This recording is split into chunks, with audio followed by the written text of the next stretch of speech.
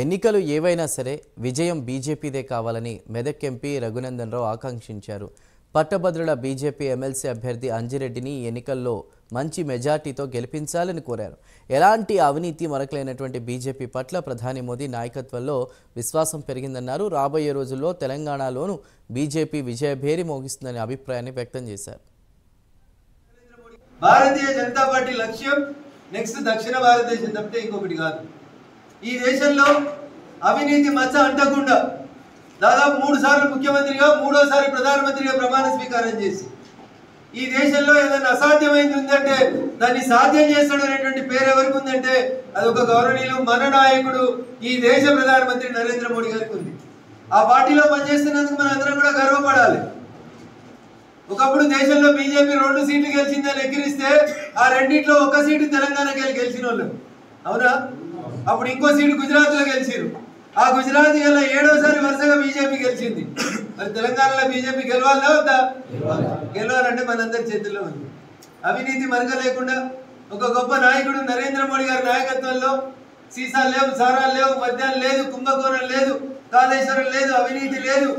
అవినీతి మట్టిని అంటకుండా పేదల కోసం పనిచేస్తున్నటువంటి పార్టీ భారతీయ జనతా పార్టీ. ఇందాక అంజిరెడ్డి గారు చెప్పినట్టు ఈ ఎమ్మెల్సీ పరిధి లోపల 7 ఎమ్మెల్యేలు గెలిపించింది పార్టీకి ప్రజలు. 4 ఎంపీలు గెలిచారు. 4 ఉమ్మడి జిల్లా కేంద్రాలలో 4 ఎంపీలు గెలిచిన బీజేపీ నుంచి. కాబట్టి మనం ఎమ్మెల్సీ గెలవాల్సినటువంటి అవసరం ఉందనేది యువకులందరూ కూడా అర్థం చేసుకోవాలి. ఉమ్మడి 4 జిల్లాలు ఏదైతే ఉందో అన్ని కైవసం చేసుకోవడం జరిగింది. మెదక్ రగన గెలవడం జరిగింది. అదేవిధంగా కరీంనగర్ సంజయన గెలవడం జరిగింది. నిజామాబాద్ అరవింద్ అన్న గెలవడం జరిగింది. ఆదిలాబాద్ నగేష్ అన్న గెలవడం జరిగింది. 4 ఎంపీ సీట్లు ఏవైతే ఉన్నాయో ఉమ్మడి జిల్లాలో అన్ని గెలవడం జరిగింది. ఒకటి ఏంటంటే మొన్న పార్లమెంట్ ఎలక్షన్ లో మనకు 50% 8 సీట్లు మనం గెలిచి 41% ఓట్లు రావడం జరిగింది.